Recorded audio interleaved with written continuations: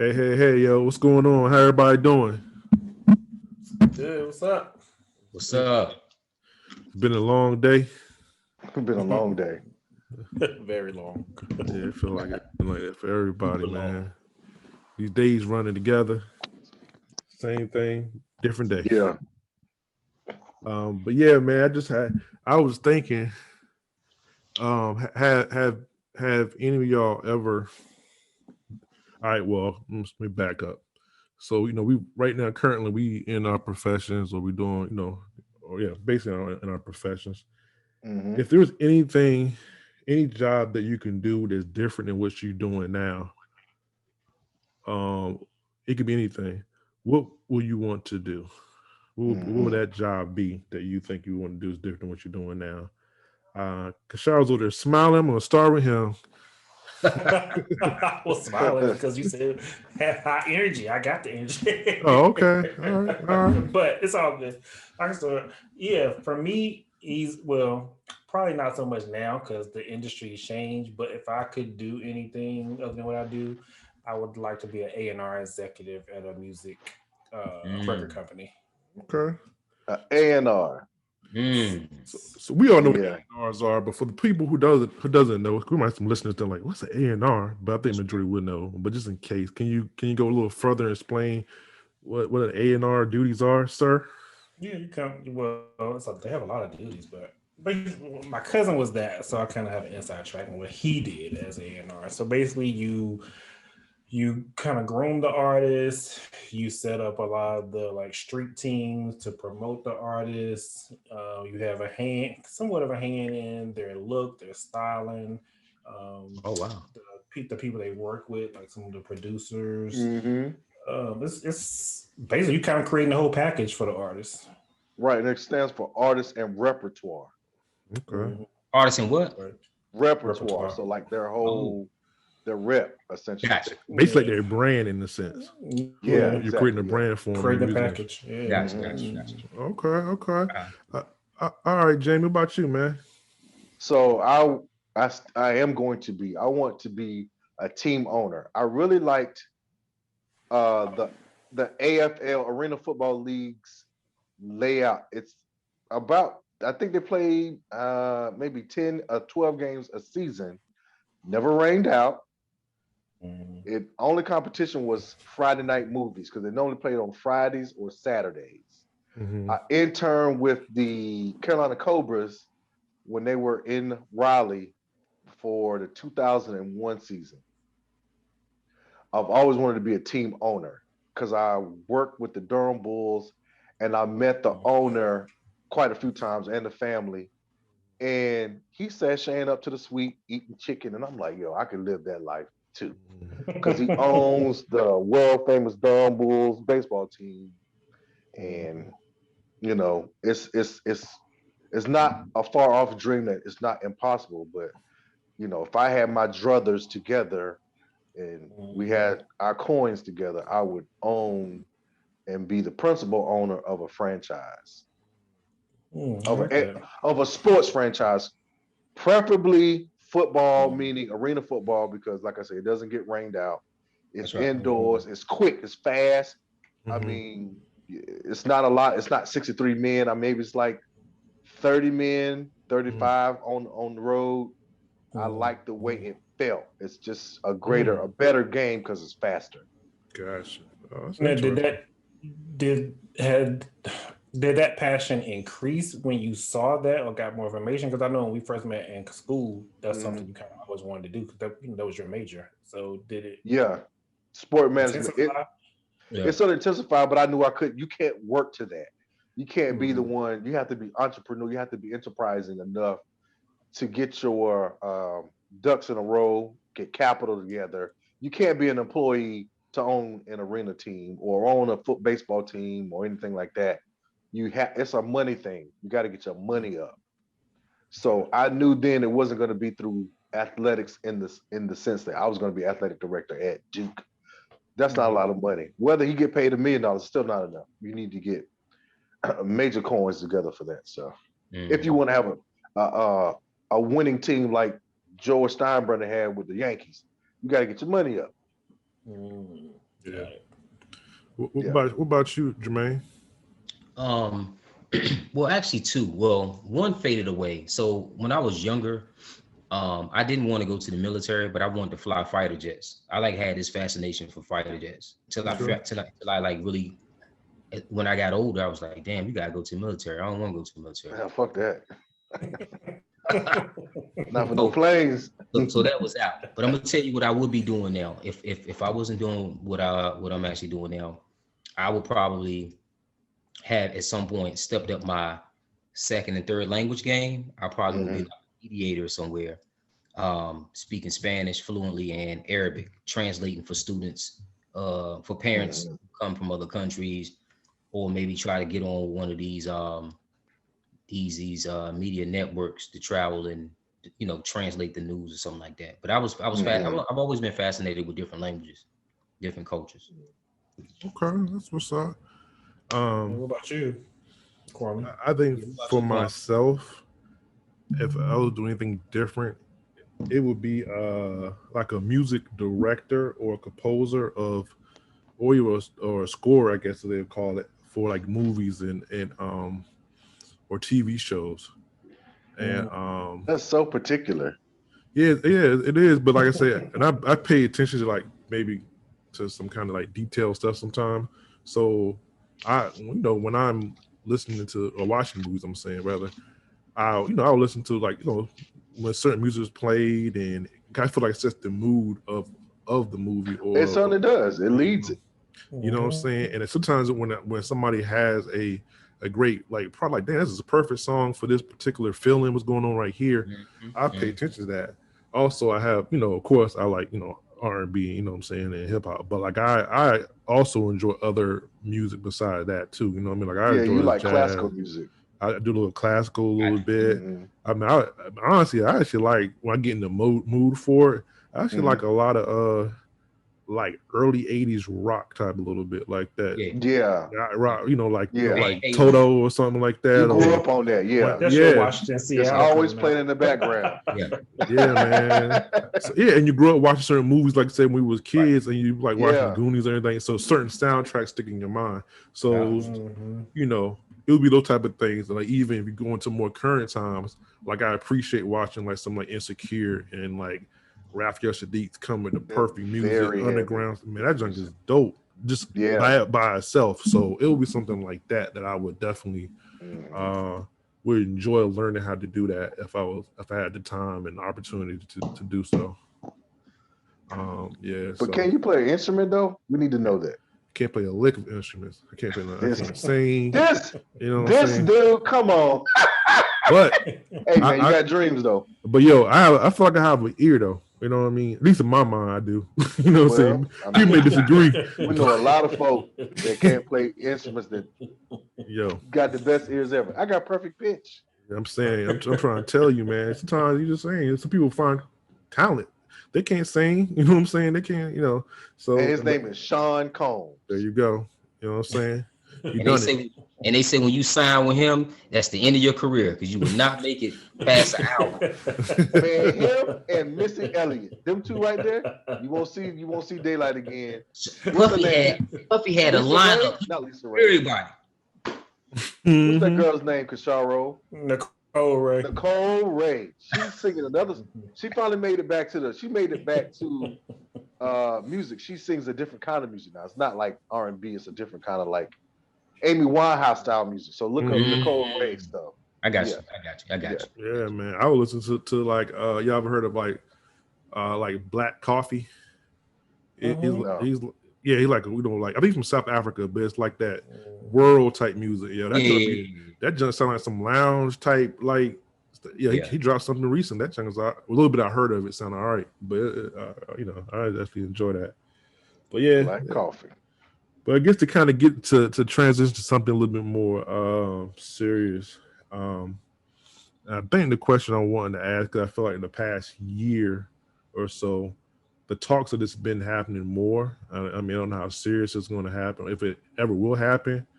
But I wanted to ask y'all, do you think descendants of Black American slaves should receive reparations, And if you think they do, what does that look like? Is that in the form of direct payment, special programs, She already answered resources? your question. Like, well, nah. Some people may not feel like we deserve anything, even Black people. Shit. I think it's a small. I think it's a small, but I'm pretty sure you find some Clarence Thomases out here who probably be against it. But I'll let Jermaine kick off. He's a little anxious up here to really to give his thoughts about reparations. And ain't even gonna take long. Here we go. All right, let's get to it. I'm gonna say yes to answer your question. Right? We Black folks, we need to be compensated for a historic wrong that still shadows us. Right? Now, I used to think reparations should come in the form of like a dollar amount, but now I believe reparations should come in the form of real estate, land, and canceled debt, student loan debt, whatever the case may be.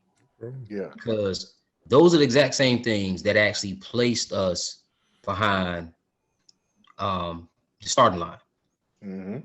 And the lack of access to all the things I just mentioned is why the financial gap between ourselves and our counterparts or white folks is so wide.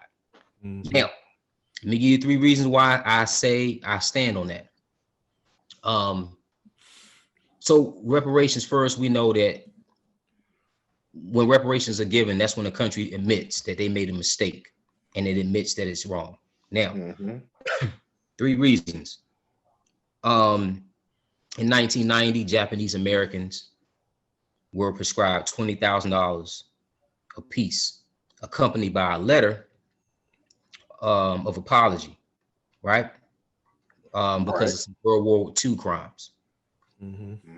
First reason. Second reason, Native Americans were prescribed reparations that basically extend from, conquest and centuries of colonization, taking their land and stuff like that. Took it right in front of them. Yeah. And starve the animals too. So they can, we ain't gonna kill you directly, but we're gonna kill all the animals that you feed off of, right? That was worth 1.3 billion. All right. And it's all public record. Third reason I believe, matter of fact, this reason supersedes those 2. This is why I honestly believe we're owed reparations. Slavery in America has legacies that still continue to shape how Black folks live. It'd be different if slavery ended and the playing field was equal. Yeah. We still are behind based upon perpetuated ideas of slavery, redlining, the quality of your healthcare, the quality of your education, even the quality. People don't realize this. The quality of your mate, your geographical location, your zip code depends on how well you live. Your zip code depends on the quality of your child's education, or even your education, or your job, or if you get a job, or the quality of your healthcare. So I say this to say, because we are still and that's what I don't like. I don't like to have conversations with white folks when they don't get this point. It'd be different. Yeah, get over it. No, I'm not getting the fuck over it because we're still being affected by it. Right. You see what I'm saying? And then check this out. I ain't even gonna go there. But anyway, those are my 3 reasons, man. We need it. We deserve it. And nothing against Japanese Americans and Native Americans, because they and the Jews too. Don't forget them, because they got reparations too from the Holocaust. But let me say this too. The reason why, I think part of the reason too, is something about that damn Black experience, the African American male and female. And I say, when the Constitution was written, it was written with a mindset of, this is how America should be even after us. And that's what's been perpetuated. That white mindset, that slavery mindset, that keep them oppressed mindset has been, through laws, have been perpetuated. And it's time to say, you know what? These people have been, there was a time in the 50s and 60s and 70s where Black folks couldn't get a mortgage because you were Black. Right, If you right, were a real right. estate agent, if you were a real estate agent, happened to this Raising man his in son. DC years ago. If you're a real estate agent and you happen to relinquish that loan, you would be taken to court back in the 40s and 50s. So that's just an example of how we are still being affected today from the legacy of slavery. Why do you think HBCUs were created? They weren't created because we wanted. Here, go over there with that mess. We needed something for us. That's right. Because they wasn't giving it to. They weren't allowing us to go to those schools. Yeah. So to be We made it different with pop. slavery, again, it'd be different if it ended and then it was like, equity, not even equality, but equity was relinquished. But no. So yeah, definitely give it to us. Yeah, I Run agree it. with everything you just said, like 100%. Like some of the things you just said, I was gonna say. I guess the article I was reading, it kind of just made me question. Well, not made me question, but I guess it was kind of hard for me. And I wish I wrote the dude name down, but I couldn't find my notes. But basically, I was reading an article, and this black guy, black politician, was talking about us getting reparations, but he didn't feel that all black people should get reparations. I personally feel we all are descendants of slaves. I don't care what you say. So I feel like we all should be compensated some type of way. And we've Whether all it's been affected education. negatively by it too. Yeah, Right, we all still have. being Yes. still being affected by Exactly. it. Or I was just talking to y'all know our homeboy Tavares, who been helping us do some stuff. Yeah. He was saying how he was trying to get some business stuff going and trying to get a business loan, and it's been hard for him to get a business loan because of his color. It's very obvious because somebody else he know of another color, white, went in and did the same exact thing. He talked to this person and they got the business loan just like that. Every day in America, So, bro. yeah. So it's like it's just we don't get the same opportunities that other people get, and I think we should be afforded those opportunities. It's way overdue. I don't think there's been a lot of bills put on the table, or a few that's been put up, but they haven't reached them or they're not being passed. So I don't think it's going to ever happen in our lifetime. I just don't see it. Yeah, I believe. Why, I'm sorry. Sorry, why do you think, or what do you think the difference in terms of reparations between Jews, Japanese Americans, and Native Americans and blacks? Why do you think it's something about us that it just won't happen? That's the question that I keep asking myself. Like, what is it about us that we always get the short end of the stick? Why? Well, the answer is this, y'all. We have yet to come together, and we are so pulled apart that we don't want to commune and rally behind that. We have to become one on this one particular issue. I mean, we did it for Martin Luther King's birthday, but you got to get the right people in place. And having Kamala Harris in office certainly helps. It's a start. But then the thing about Japanese Americans is that they have a home, right? We know where Japan is. But with us, we don't know where we came from. They got us so early, they erased our history. So I don't know if I'm from Cameroon or Chad Or Ghana. or Nigeria or Ghana. I don't know. So they don't know who to give the money to. So we got to come together and get out of the church and get into the council's room. You got to get away from that stuff and move and concert your efforts. We're just not, we got to get together. Why you say get away from the church? Why you say that? Because you're thinking that God is going to handle it. No, this is all about money. This is a money grab. This isn't about you going and allowing the pastor to go speak. This, I said it last week. This is back to the thing. You got to get these politicians to speak your language. You're giving the money to the wrong man. You give it to the politician and have him speak for you. That's the answer. Yeah, you have This to is come Claude together and Anderson's- demand something. Yeah, you got to demand. We're not demanding anything. We didn't ask Kamala to do anything for us yet. We're not asking for anything. So that's what Aski was saying. What are you asking for? We're not asking for anything. So it won't happen in your lifetime because we're not asking these people to do it. If we put all our money together, because we're the one who spilled trillions of dollars, That's they're right. counting us to spend that dollar. If we put that money together and give it to these politicians or to the right folk or get these people in line, we'll have our money in no time. That's right. Hold back on some things and go hard on some other things. We'll have it in no time. But we got to come together though. And it Well, needs that's to be a not a structural question. system. What do you mean when you we got to come together. Do you feel like we're not together, like as a people, like we No, against we're each not other? Like, together. what do you mean when you say We're that? not against We together. need to We're come just together. we're facing backwards to one another. We're still in a space where you or I are trying to outdo one another with what we have. And remember, they won't even let Okay. us have houses. So I don't Right. want to stay Okay. with you, and I don't want. If I lived in Durham, I don't want to live in Hillside. I don't want to live. I don't want to live in Campus Hills. I want to live over there by the white folk. Well, fuck Mhm. them. We're supposed to work together. We're still Okay. trying to outdo ourselves until we Yeah. start working together. But Jamie, but that's part of that um biochemical transmissible deficiency of slavery, where Mhm. competition My chain amongst shiner than ourselves. yours. Yeah. That's right.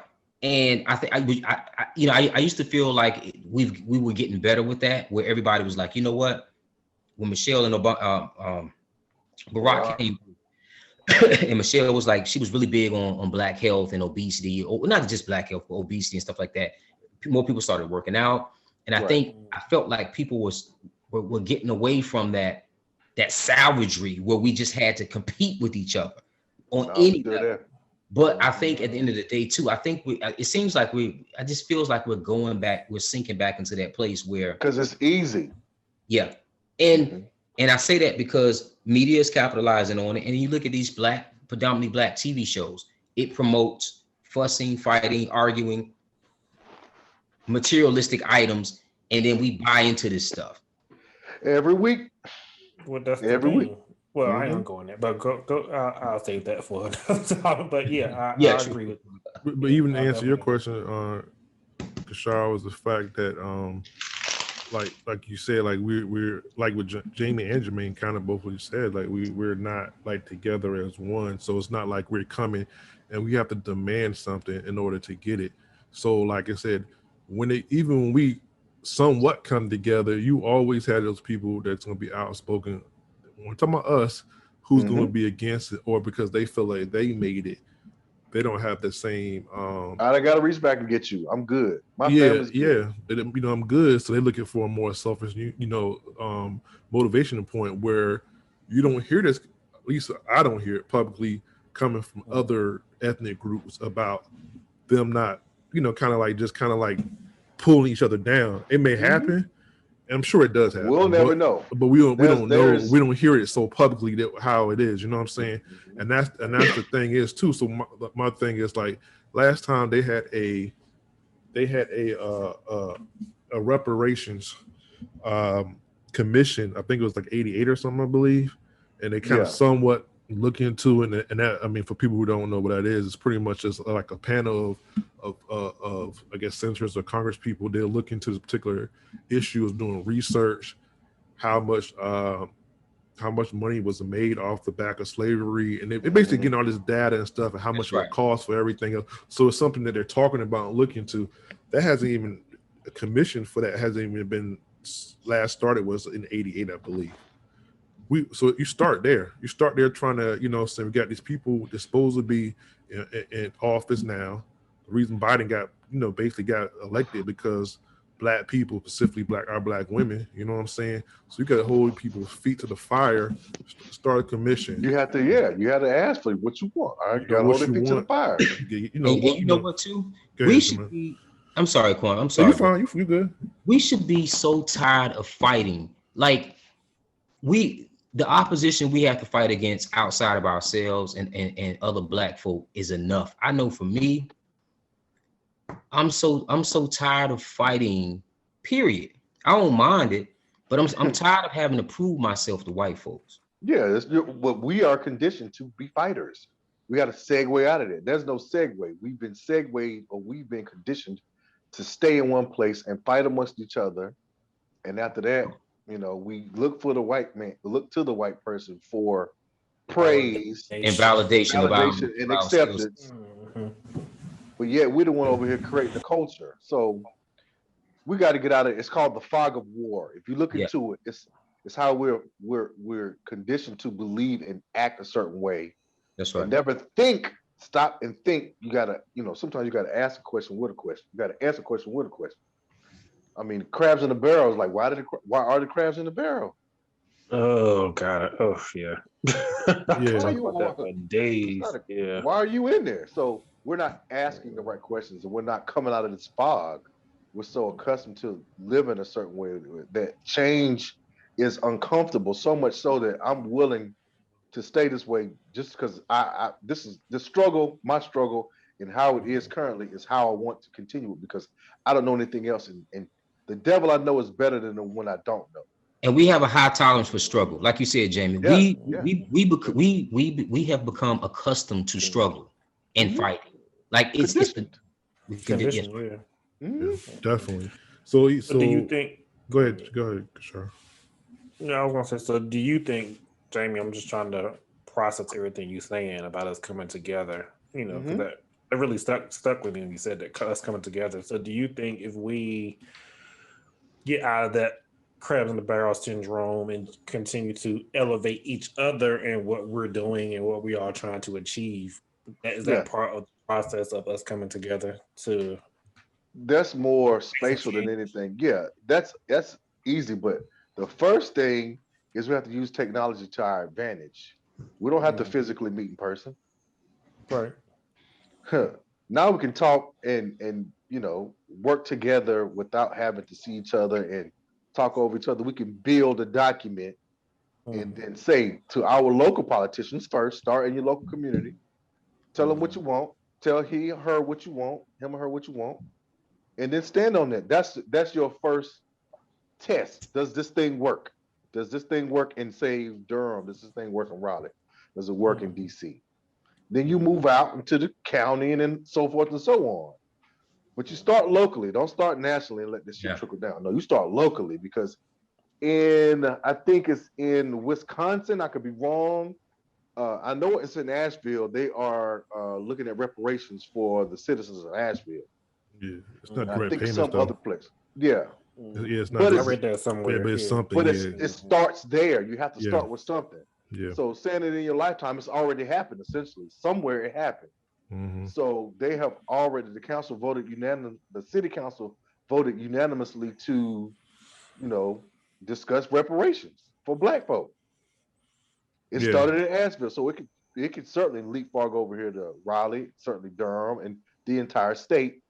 So forth, so on. But you got to start somewhere, and you got to work together. yeah, Got it. yeah. Yeah. I think my thoughts on this topic is um they don't want to start from a place of like it's two Americas, Hmm. and even with this fact of two Americas is here. Um, I think a lot of white people don't acknowledge that, and that's part of the problems where they don't see like a vital reason why reparations is there. From what I Hmm. read, it was a study. I believe it was a study like in 2000, so about 20 something years ago, 21 years ago. Only like 4% of white Americans that was surveyed believe that descendants of slaves should get some kind of compensation. Mhm. So they don't even believe it is there. But also, like I said, they don't understand like Nope. like there's two, but we don't view the America the same way they view it. This is the reason why a lot of them start with the whole MAGA stuff, make America great, and a lot of that's race bait and stuff anyway. But so you even go to what happening now. I don't know if y'all heard about Mark Cuban is not going to be playing the national anthem for the Dallas Mavericks. They got approval Right. from the NBA commissioner. So that's been like a big firestorm and everything else. Um, but I think saying so a lot of people, of course, it goes with the whole patriotic stuff and everything. And white people hangs on symbolism as America for for people. And if you don't buy into this the symbolism, then it's like they don't get it or they don't want to understand it, Mhm. and they feel like the comments you should go live in some other country. This is the greatest country in the world and everything else. And I would say, yeah, Mhm. America's probably a lot better than a lot of places, even though we are still, in my opinion, treated like second class citizens. Um, but there are Hmm. also a lot of industrialized countries too who what I'm saying, who does well and don't really care about coming to America. They find where they at. You know what I'm saying? They have established government and everything else. So it's not like everybody, you know what I'm saying, is begging to come over here. Granted, a lot of people are trying to get here, but like a lot of people who's cool, not even coming to America. So they come and leave though. Yeah, they might get an education. Get their money, and they move bounce. on. They bounce, and do what they want to do. So get educated and go back home. So you go back to the two Americas I'm going back to, and then you hear the songs like, you know, the Star Spangled Banner or God Bless America. And I was happened to looking at the I don't know if y'all remember the song America, My Country, 'Tis a Thee. Mm-hmm. Yeah. So like when you look into the first part of those lyrics, you know, it goes like, my country, 'tis a thee, sweet land of liberty. Of thee I sing, land where my fathers died, land of the pilgrim's pride. From every mountainside, let freedom ring. And like it's two things for me when I hear that, it stands at me. It made me uncomfortable as a Black male. And I think when you hear people say the forefathers, the shapers, you know, the framers. To me, yeah, that kind of stuff right there, you know, like that kind of like, I don't feel like I'm included in that when I hear that, because in the day, I know my forefathers wasn't people they were thinking of. They was the one, you know, picking cotton or picking tobacco or whatever they was doing. Or they was building the damn White House. Or building the Capitol, one of those things. So that's how I look at it when I hear those things. So, and I even really cringe when I hear other Black people, which I hear sometimes like in political commentary about the forefathers. I'm like, forefathers, who are you talking about? You're talking about some white men. So that, you know what I'm saying, that when I hear that is another saying of a different America when they throw out and saying, so yeah, you may feel like you know what I'm saying, you know, where the land where my forefathers died, or you know, that relates to you. It doesn't relate to me and a lot of other people. It doesn't. So that's the first thing. And then even the line that said the land of the pilgrim's pride.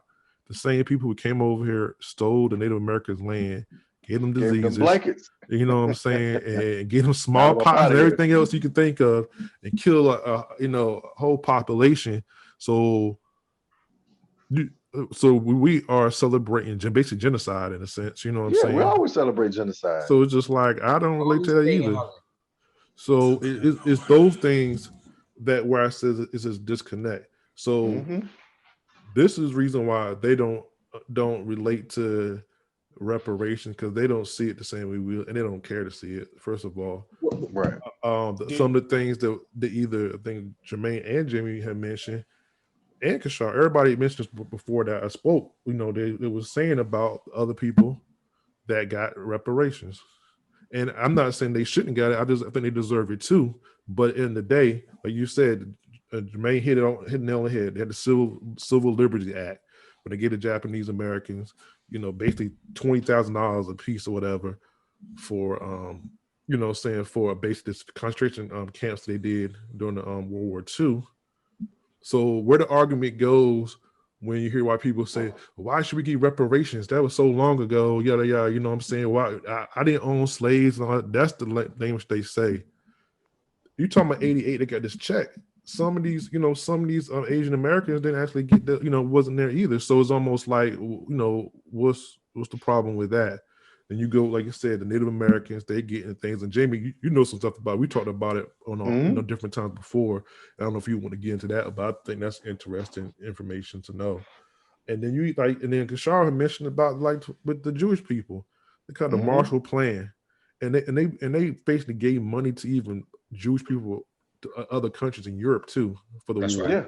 Yeah. So it's almost like you can find all those reasons to give people this money, whatever and stuff. Yeah. But then when you take like, okay, then when slavery ends, and Jermaine mentioned this in a previous episode, all right, or Jermaine, one of y'all mentioned it. So we know we get freed, the Black people get free, and the people who get reparations is the former slave owners, not the people who was enslaved. Yeah, the wrong man got the money. You know what I'm saying? Because they lost property. They lost their property. They, you know what I'm saying? They in economic shambles at this point. You know what I'm saying? Because they lost their free labor. not the Yeah, people it's who actually free. did the work and in generation to generation of slavery. So you go ahead and you born in a situation where your grandmama, your mama, you gonna be a slave, your kids gonna be slaves, your grandkids gonna be slaves. That's a lot of slavery. You know what I'm saying? And you know, Tons of it. The Constitution, I keep going back to the Constitution. The ink on the Constitution is an ideology, it's an idea, right? Like Jamie knows this.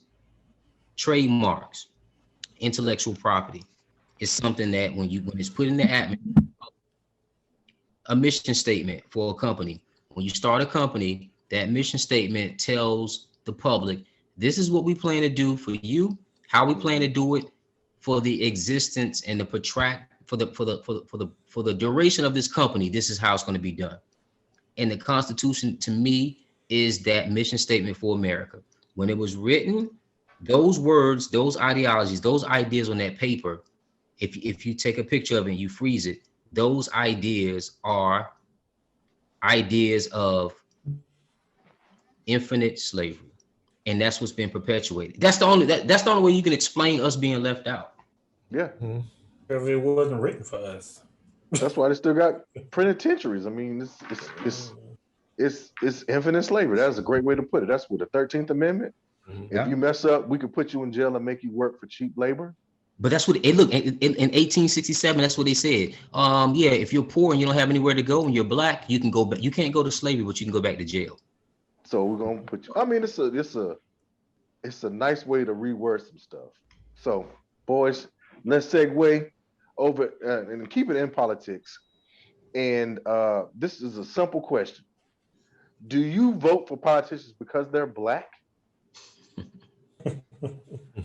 And let's go with Kwame. Do you vote for politicians simply because they're black?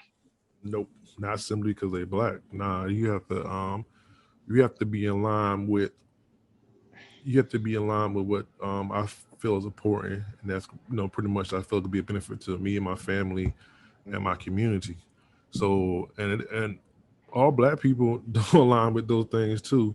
What's my man name from Central? Vernon, what's the name? Oh, Kappa ass, AK Vernon Jones. Vernon Jones, who it is right there. I wouldn't vote for him. He doesn't align with my my political agendas at all. So I wouldn't solely vote for somebody because that. Now, if I'm being honest, if I had two candidates that had similar agendas, and you know what I'm saying, and it was very similar, and I agree with both candidates are saying, and one was black and one was white. I mean, in my opinion, you tend to kind of go with what's familiar and what's similar to you. So at that point, you might get the edge then. But if you just way off and you black, I'm like, yeah, I'm not voting for you. I'll go ahead and vote for this white man or this Chinese man or this this Latin man, like, or woman. It only has to be men or whoever it is. You know what I'm saying? So yeah, nah, I'm not with that. Not solely on that. Jermaine? No, not at all. Nah. Listen, I'm all about policies.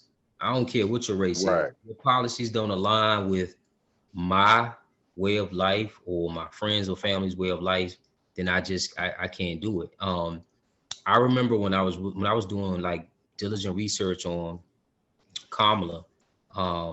Well, actually, even before she even ran, I remember some things about her and with the tyrant laws out in Cali and some other stuff. And I thought she was a dope person. But that was my point. Is that was something that I disagreed with. But she came back and she cleaned it up, right?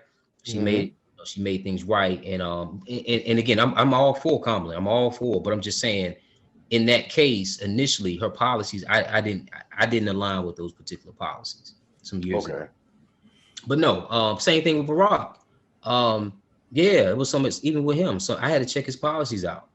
You know what I mean? And once he became president, which I did vote for him, there were some things that I ain't like that he did. But he's still a politician now. Yeah, that's what I'm saying. You know? But anyway, no, to answer your question, nah, man, I'm strictly policy, man. Strictly policy, yo. All right, Kasharo. Yeah, I kind of just agree with what Jermaine and Kwame said, like, I absolutely would not vote for somebody just because they are black. If there was a black Republican and a white Democrat, if or vice versa, whoever policy speaks to me, that's who I'm voting for. I don't care, Right. that you're black. It doesn't matter to me. If that Republican is speaking to what I want to hear, then that's who I'm gonna vote for. You know what I mean? That's just True. how I'm gonna go. The crazy part is, I remember growing up, and I think I can't remember somebody in my family. I can't remember, it was like grandma, aunt, somebody, but I remember them saying that conversation was, we did everything we would see a black president, Yeah. Yeah. and I remember the conversation. Probably not family reunion. That's what it was. Anyway, the conversation was, and I'm listening to this as a kid. You make sure you vote for whoever is black. That's who you need to vote for. That's fair. I understand that. I understand it, but being older than hearing that at like 6 or 7, and now being 44 and hearing that, I'm not going to vote for somebody just because they black. You know what I mean? But that was it. That's all they said. You better vote for this person because they're black. But you didn't give you no reason why. It worked. But Kashabo, that came from a mindset that was different from yours too. Yeah, it worked. Right. We finally made it out. We segued. Way different. Yeah. So let me give y'all my answer. The answer is hell no, because we have a shining example of who not to vote for here in North Carolina as our lieutenant governor. His name is Mark Robinson. Mark Robinson is the embodiment of a real life Uncle Ruckus from the Boondocks. Wow. Look him up, pull him up. Mark Robinson. He's saying that slavery wasn't real. He's saying that there should be guns in school. I know you talk about him all the time. Mm-hmm. It's bad. It's like, yo, this dude.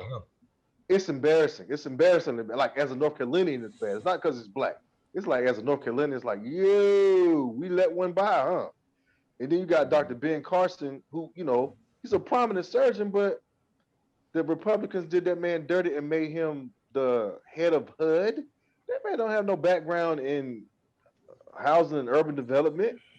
Not at all. It was the worst. And it's like, yo, they played you, Ben. But I still wouldn't vote for Ben Carson. And then the one who takes it home is Clarence Thomas. Clarence Thomas, Supreme Court. I remember growing up in those proceedings, and I was like, yo, I was a child thinking, yeah, that man got an ugly wife, yo. That white lady was. That was your thoughts? Anita Hill was the one who had to go through all that mess. It's like, she's not lying. I knew as a child, like, well, why would she bring this up? And all I could think about when I think of Clarence Thomas is, do you have any pubic hairs in your cola? Y'all remember that? That nigga Clarence Thomas told Anita Hill, who put this pubic hair in my Coca-Cola? What? And he would tell her all kinds of wild shit. And I could believe that. But it's like, yo, why would you let this man in anything, worth having? He's the worst, but he thinks he's one of them. Thankfully, as a population, we've segued and we're starting to read the fine print on these folks. And like, look, bro, you got to do this for us. And we're getting better. But I'm not voting for you because you're black. That's not the business. I refuse. Matter of fact, I changed my party affiliation. I'm independent. I had to change that shit because they were taking them Democrats taking me for granted. I might need to officially do that too, man. Because like I said, I'm like, nah, bro. I don't rob with that mess either. I just looked up Mark Robinson too. So he an Aggie, huh? He is? Yeah, that's what it said. Educated, no crime. He went to A&T. Damn, on this. Unless damn Wikipedia is damn wrong, but yeah, which could be wrong. No, but yeah, no, not Mark. But hey, I mean, that's a product that we got to deal with because we're becoming more emboldened to be like Chris Rock said this best. He said, "We're not over until we could have a black George W. Bush in office, just as inefficient as you want." And it's like he's not quote unquote a nigga. He's just a poor politician, but we voted for him. We got what we wanted out of him. It's not until that. We're not over because we had to put Barack out front for us to feel good. Yeah. And make America look good. But it's not until we get a black George W. Bush until we Yeah, like a maybe. black, maybe barely mediocre person. Which Until we got a George H. Right. Until we got a George W. Bush with Chris, and I understood exactly what he said. I I couldn't be get as it. eloquent, but it makes perfect sense to me. Yeah, because we have to be freaking beyond great to even get an opportunity or any chance, and it's still not good enough half the time. So it's definitely what's up, man. Yeah. But, yeah. Well, to shift gears a little bit, I was watching this movie last week called Palmer. I don't know if y'all saw it or not, I haven't seen it yet. but it actually raised some questions I had before. You know what I mean? Just having conversations with different people and just myself. How do you feel about your child or just even a kid? Anybody, you ain't gotta have kids. How do you feel about a child of one sex playing in a sport that's dominated by the opposite sex? For example, a boy wanting to cheer or a boy wanting to do ballet. How you feel about that, Jamie? What are your thoughts on that? I would want to have an issue with it, but now I'm evolved, I must say. And it's like whatever that child wants to do, as long as he's not transgender, because that's a cheat code. If you look up now, there are two guys that they're transgender and they run track and they blew away the girls in this girl track meet. That's not fair. They should just have a boys heat, a girls heat, and a transgender heat since y'all want to be transgender. Go on and run it. But if my son wanted to do ballet, by all means, it'll work with your. And if we're suggesting that he's gay, then fine. That's what he is. I can't do anything about that other than support him. That's all I'm here to do is support. Now, if I were younger and ain't have my shit together mentally, I'd be, oh, I can't believe this. You disappointed me. Nah, bro. It ain't my life to live. I got to support your life. Yes, so I wouldn't have an issue. I wouldn't have an issue now. 43-year-old Jamie, no. But 33, I got all the issues in the world with it because I'm just as male chauvinistic as I could be at 33. But what a difference a day makes. Grown. I'm grown. I'm a full grown adult, and I got a daughter now. And if she wants to play football, I'm like, look, they're gonna knock your head off, but hey, here's the helmet, baby. I don't think you should do it. Into a caution. They're gonna knock your head smooth off. They got a point to prove. So if hey, listen, if you down, I'm down. Sincerely, if you down, if you want to do it, then I want to do it too. I'm going to be the parent that wants to be at the volleyball games, all that stuff. But if you want to play basketball on the boys' team, just know they're gonna dunk on your face, and they got video evidence. And you're gonna look stupid, so I would be cautious about that. Got it. Kwame, what are your thoughts on this topic?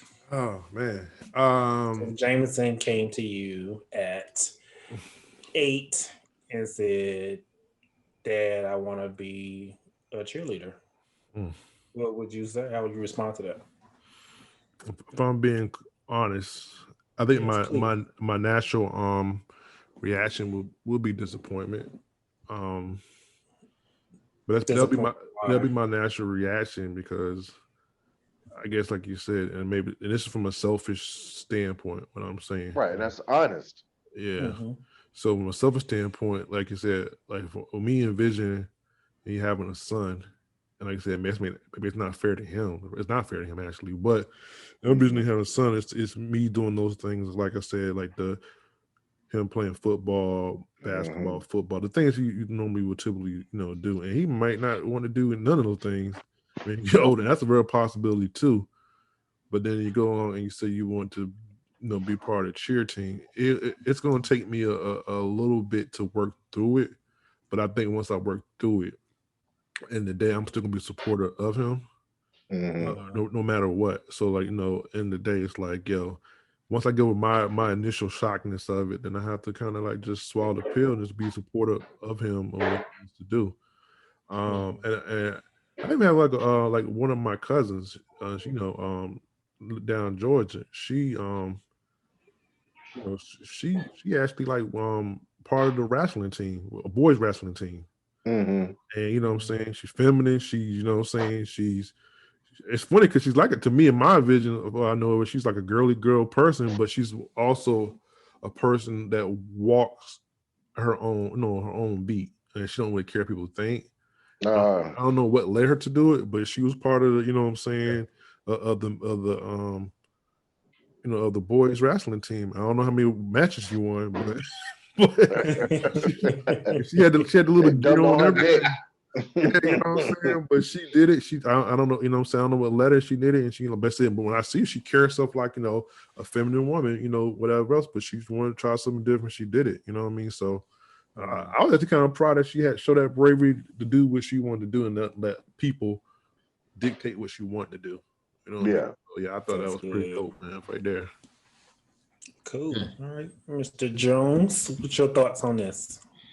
Well, I kind of echo what Kwame said initially. I think even now, my mindset now, if I had a son that wanted to be a cheerleader or a daughter who wanted to play boys football, whatever, I think I would be more so with my son though.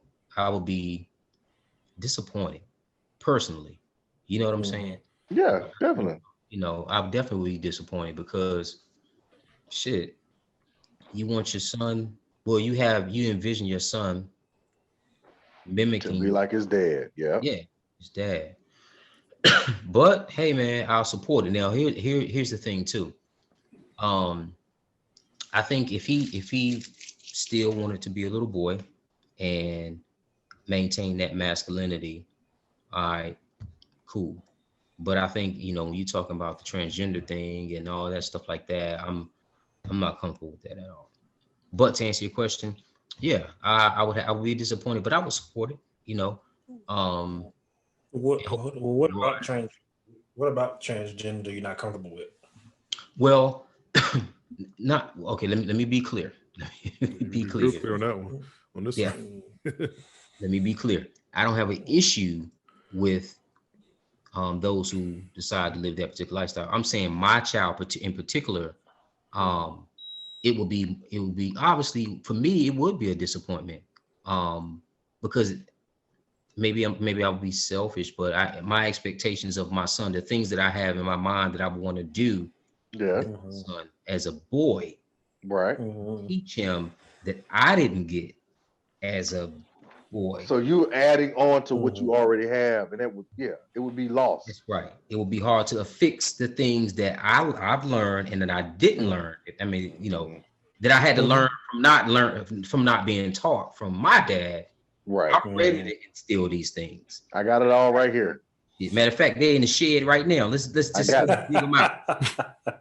Let's go. You can only imagine. It's almost like if you have a wife or a significant other, you're just ready to give her this new diamond ring or Range Rover or the boobs she always wanted. You got them. You ready.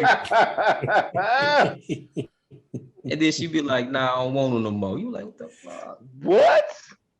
But my point, I think, yeah. So that's my point, Sharo. Like, I'm just ready to.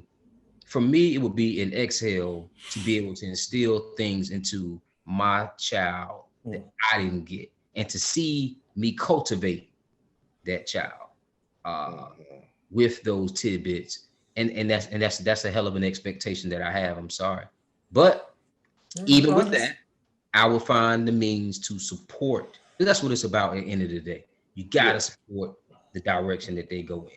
But I'm just saying, I'm just keeping it real. Initially, I'm like, fuck. Okay, let me rethink this thing, and I'll support them because it's my child, right? Yeah. So interesting. Okay. Sure, how about you? Well, it was funny because after I watched the movie, I had a conversation with Kawana about it, and my thing is, let me kind of set up the movie. So, scene in the movie where this little kid, he's a little don't white give no boy, spoiler alert. about I want to 8 see or this 9 movie. years old. Yeah, I'm not gonna spoil it for you. Okay. There's a little scene in the movie where it's a Halloween. It's Halloween coming up in the classroom, and he wants a costume. and it's a princess costume that he wants. And it's only because he's really fixated with this show, like this princess show or whatever. I don't think the kid is gay or anything like that. I think it's just what he has been exposed to is probably the reason why he likes some of the things he likes. My issue in that particular scene was not that he wanted the girl costume. It was more about the adult inciting that behavior for him to have that costume. If that Got makes it. sense. We say inciting. You Because say inciting the behavior. Inciting. yeah, Inciting. he Encouraging. he Okay. encouraged it basically. Gotcha. Okay. And my thing is, for me personally, this is just me with our children from birth till about 10 or 11 years old.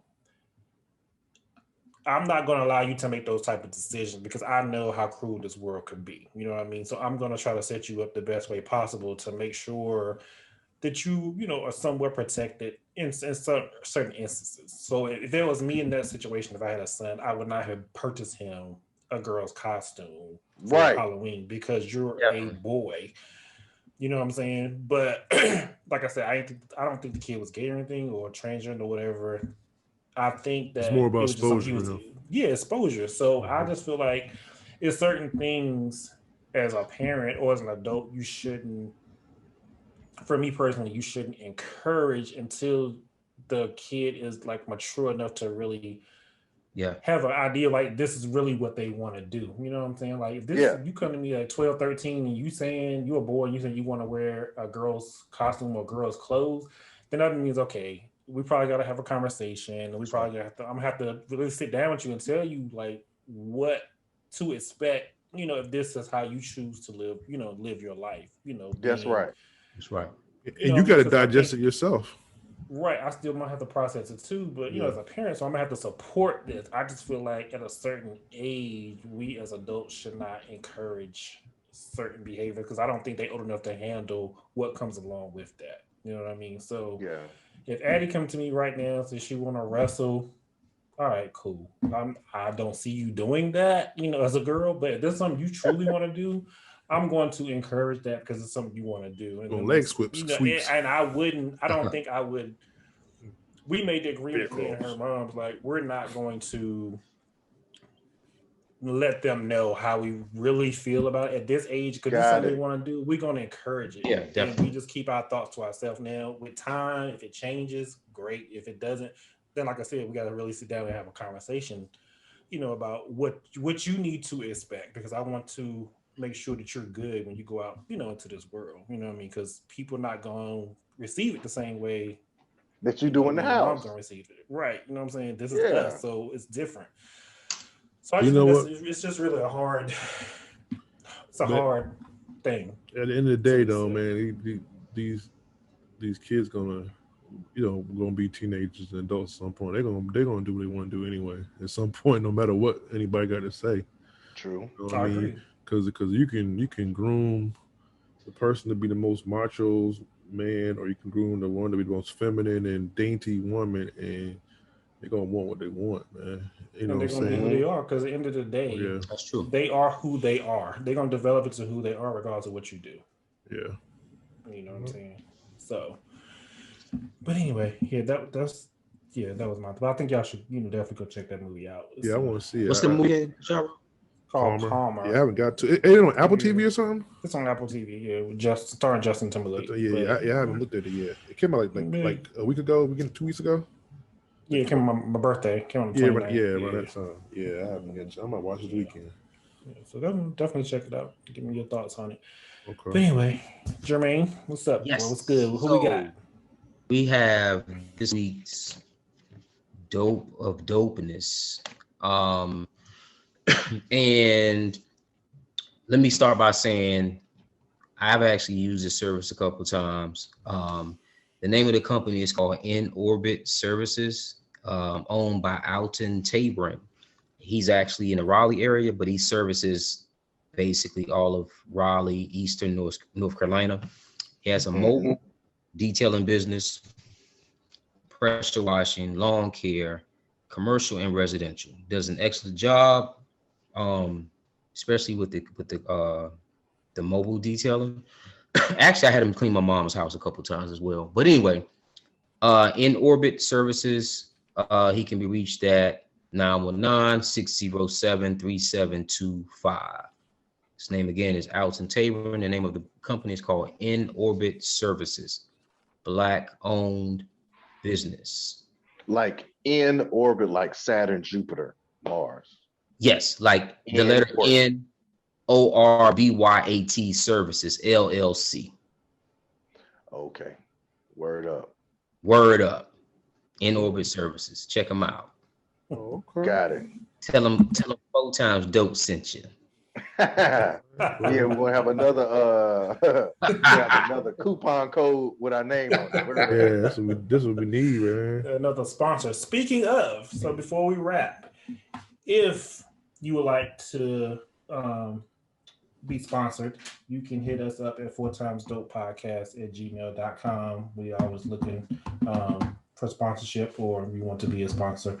If you want to also follow us on IG and Facebook, you can hit us up at 4timesdope podcast on IG and Facebook, on Twitter at 4timesdope podcast 1, and you can also find us on YouTube as well. Oh, okay. Great episode, guys. Yeah, that's what's up, man.